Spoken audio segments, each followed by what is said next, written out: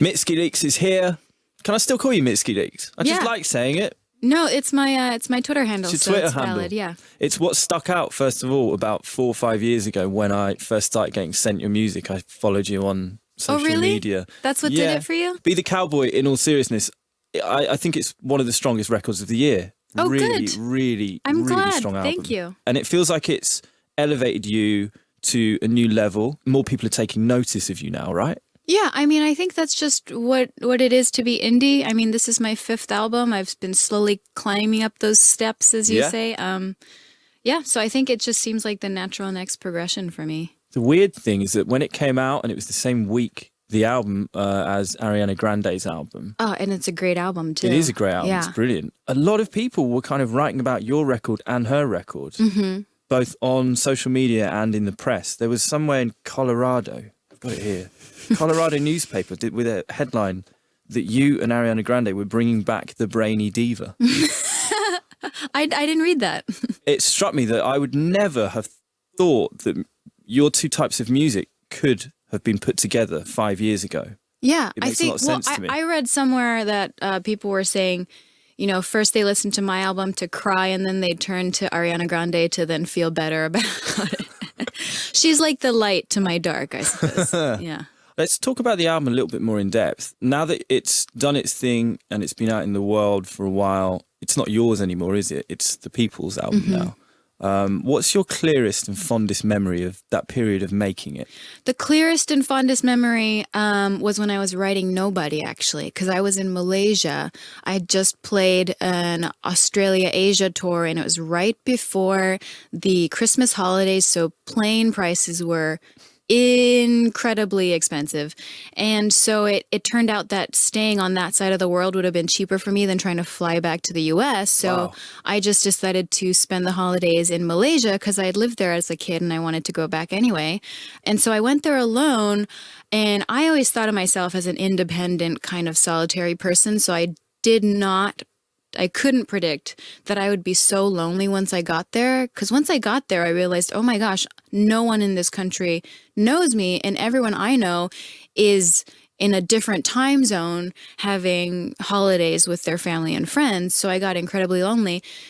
And so I know the backdrop is very horrible and lonesome, but what came out of it was this song, Nobody, and writing it really kind of made me happy, and the writing process was so easy. I actually walked to Toys R Us and I bought a toy piano, and using that toy piano, I wrote Nobody. I don't know, it was such a relief to get to write it. It was a little bright point in kind of a dark period for me. What did you want to achieve with the record as a whole? As you say, it's album 5. You know exactly what you're doing with this stuff now. Day 1 of thinking, right, what comes next? What was going through your head at that point?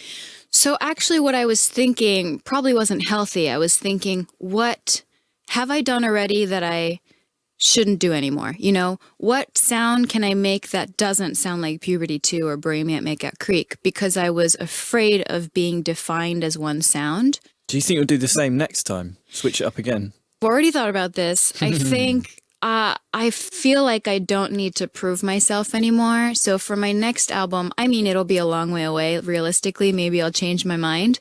But I feel like for the next album, I should just do what I feel I want to make without trying to make it clever or without trying to prove myself or make good music. I should just make stupid songs that I like. I need to go back to just writing music for myself. I think maybe I've sort of lost touch with that. You've chosen some songs for us to play as well, because we're going to do the 5 best songs in Apple Music. Very, very varied set list we've got here. I love it. Is it the sound of what kind of reverberates around your head, do you think? Is that fair to say? I'd say so, and I think it's just like songs that have memories attached to them. There's a quote that from when you were on the Daily Show recently, where you said, music is my closest relationship. It's been my only friend because I moved around growing up so much. Most of all, music, you don't really need material things to hear it in your head. And I think that's how I started making up songs for myself. It was just, I was always moving. Nothing was permanent. No thing was permanent. And I kind of became very aware of the fact that material things come and go and you can't rely on them. But music didn't need any material thing to exist in my head. So music was just... could be my companion, whatever country I was in, whatever situation I was in. I could just retreat into my head and hear the music in my head. The first song we've got came out in 1997. You'd have been 7 years old. Did you hear it at the time? Were you aware of who this person was? No. So the next song is All Is Full of Love by Björk. I actually didn't listen to it when it came out. I listened to it much later in high school. I remember the first time I heard Björk was when I was 10 years old. I think the Vespertine album had just come out, so it's not the album with this song, but I was in a music store, and the music store had one of those listening stations where you can listen to some tracks off of an album, and I think it was Pagan Poetry that played, but I was 10 years old, and I remember I played it, and I was like terrified. Something about it just like viscerally scared me, and until like later, much later in high school, I kept away from Björk because in my mind she was like scary, and it was this thing that I wasn't prepared for.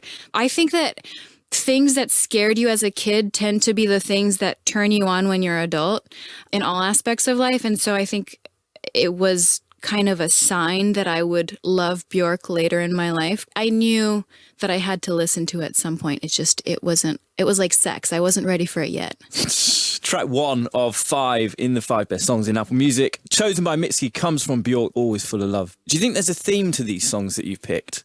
Did you have to whittle it down from like 100 to 5? Yeah, I think I chose these songs because they're songs that continued to mean something to me. There are a lot of songs as a kid, that means something to you at the time, but then you kind of forget about.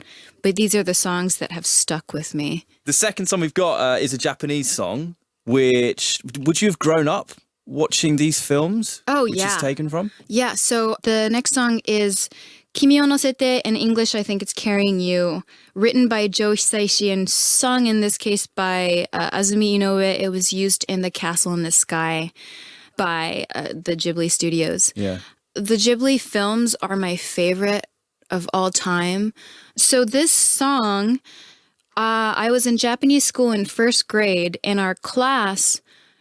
as a class, we sang it in a chorus, and the first time we sang it, I just started crying in class, and it was really embarrassing because no one really understood. I didn't even understand why I was crying. It was the first song that hit me emotionally in a way that was very mature that even I didn't understand at the time. Something about it was so moving to me, and I think that was the first experience where music in and of itself just moved me to tears. Whoa. Yeah. That's so deep. Yeah. And all my classmates were like, Mitski's crying. Why are you crying? And I didn't know why I was crying.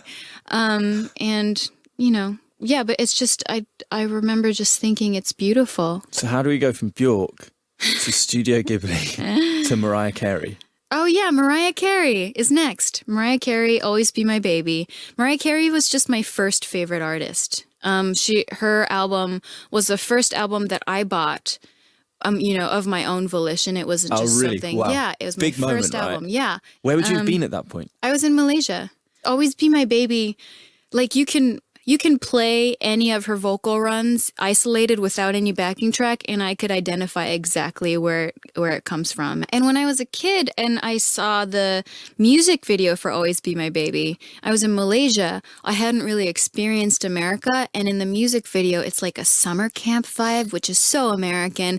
These two kids like run away together to hang out at night, and I just remember, oh, that's what summer camp is. And just, I think actually consuming a lot of media as a kid before going to America really messed up my sense of reality, because I thought that was love, or like I would watch movies or American TV shows and think, oh, this is how it works. Igor Stravinsky's Rite of Spring is one of those, if you're into music as a high schooler, it's just one of those pieces that at some point when you're an adolescent just hits you. I think it's a very adolescent piece. It's dramatic and it goes up and down. And I think something about it appeals to teenagers, and it did appeal to teenage me.